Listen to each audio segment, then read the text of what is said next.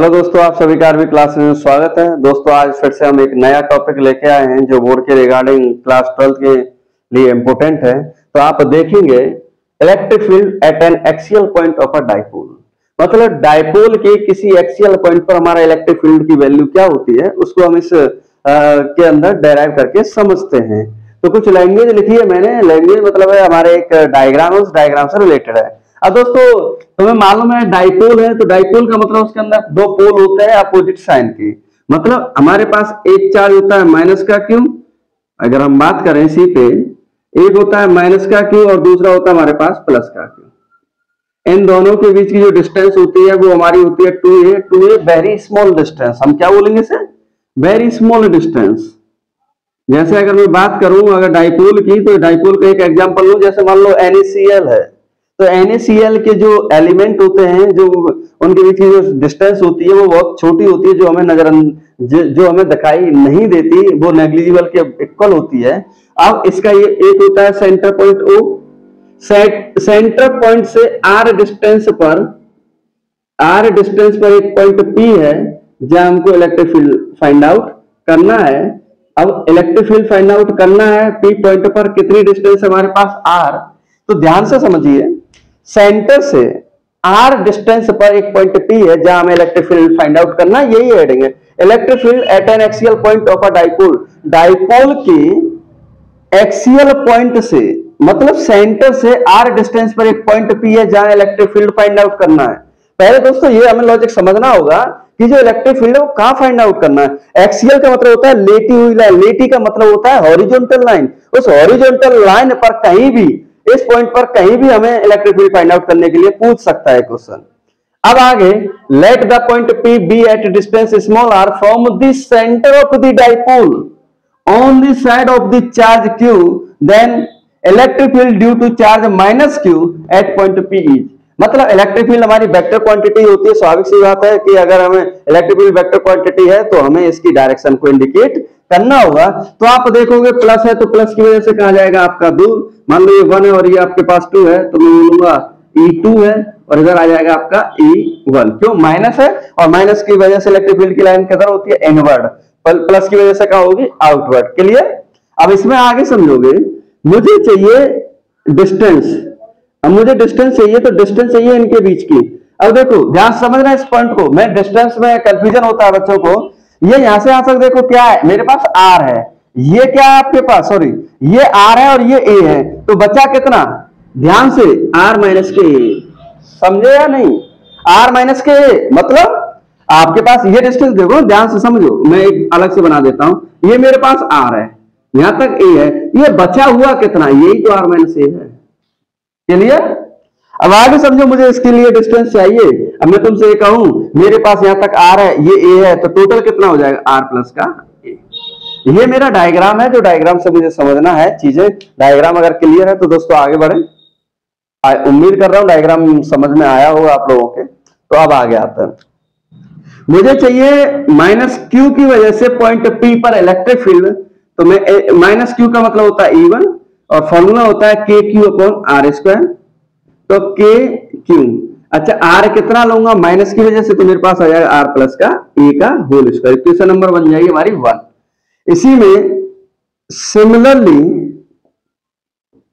जब मैं E2 निकालूं, ध्यान समझिए, जब मैं E2 की बात करूं मतलब प्लस Q की वजह से, प्लस Q से इस पॉइंट के बीच की डिस्टेंस चाहिए, तो मेरे पास E2 क्या हो जाएगा, अगर मैं बोलूं E2 हो जाएगा मेरे पास KQ upon R minus A का होल स्क्वायर।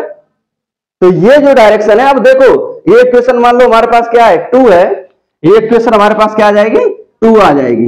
अब मेरे पास देखोगे, अगर मैं E2 को इधर मानता हूं पॉजिटिव, तो E1 को इधर क्या मानूंगा, नेगेटिव।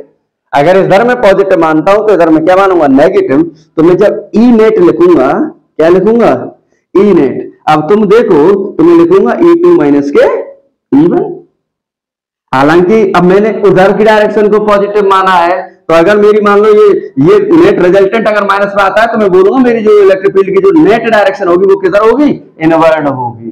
अब मैं देख लेता हूं कि सिंपल E2 में से मैं जब E1 को घटाऊं तो क्या आता है, तो KQ upon R minus A का whole square minus KQ upon R plus A का होल स्क्वायर। दोस्तों कैलकुलेशन को समझना, कैलकुलेशन में ना के क्यू दोनों में क्या आ रहा है कॉमन, तो मैं के क्यू कॉमन ले लूंगा, मेरे पास बचेगा 1 अपॉन आर माइनस ए का whole square minus 1 upon r plus a का होल स्क्वायर। तो आप देखोगे के क्यू, अब a minus b a plus b, ये आ जाएगा आर स्क्वायर माइनस ए स्क्वायर का स्क्वायर, और ये इधर आ जाएगा और ये वाला इधर आ जाएगा, तो ये आ जाएगा आर प्लस ए का स्क्वायर माइनस के आर माइनस ए का होल स्क्वायर।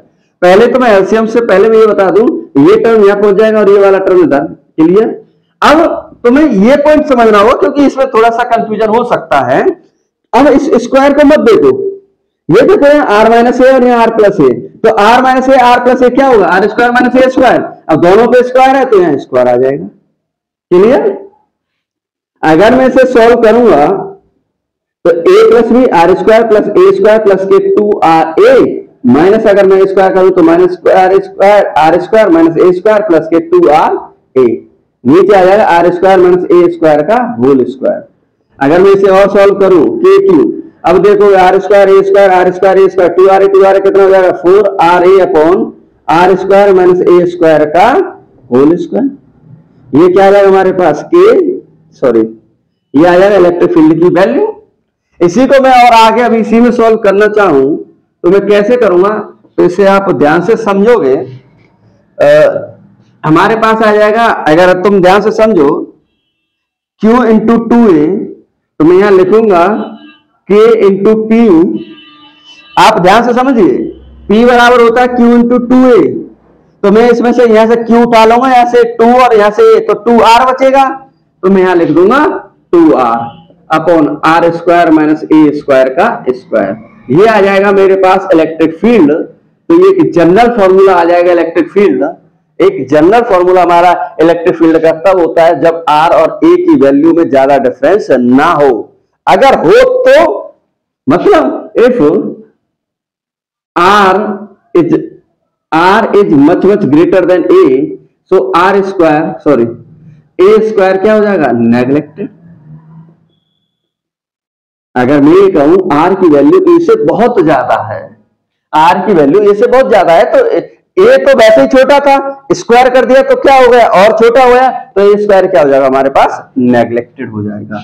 मतलब अगर मैं इसे सही से करूं तो ये आएगा 2kp into R upon R square का स्क्वायर, और इसे मैं और सही से करूं तो 2kp अपॉन आर की। तो दोस्तों हमारे पास इलेक्ट्रिक फील्ड का जो एक नया फॉर्मूला है एक्सियल पॉइंट पर, वो एक्चुअल में आता कितना है, तो वो आता E बराबर 2kp अपॉन आर क्यू। दोस्तों ये दोनों फॉर्मूले अलग अलग हैं। मान लो इसमें बोला आर की वैल्यू हमारे पास है मान लो 10 सेंटीमीटर, ए की वैल्यू बोल दिया 2 सेंटीमीटर, तो दोस्तों तब इसको नेग्लेक्ट नहीं करोगे। हाँ, ये सेंटीमीटर में हो या मिलीमीटर में हो या माइक्रोमीटर में हो, तब इसको जो है ये फॉर्मूला लगाएंगे। जब दोनों की यूनिट सेम में हो तब हम इसको नेग्लेक्ट नहीं करेंगे। दोस्तों इस कंसेप्ट को ध्यान रखिएगा। आर स्क्वायर माइनस ए स्क्वायर, यहाँ आर क्यू है और यहाँ आर स्क्वायर माइनस ए स्क्वायर है, दोनों में लॉजिक है, दोनों में अंतर है। ये कब यूज होता है, ये कब यूज होता है, मैंने दोनों बताए हैं आपको। तो उम्मीद कर रहा हूं दोस्तों ये डायग्राम आपकी समझ में आया होगा। ठीक है दोस्तों, थैंक यू।